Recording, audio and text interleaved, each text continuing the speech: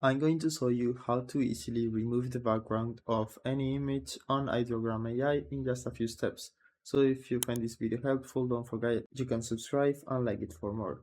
So this works for any image. It doesn't matter if it's not yours, but in my case, I'm gonna copy this prompt, for example, of this person that has generated this image. I'm going to generate it and it will take a few seconds to load, and I will get 4 generations of images with this prompt, which is the magic prompt used to generate this one. Now, after Ideogram has generated these images, we can choose the one we like the most. In my case, it will be, I think, this one. And we can click on this new button to remove the background.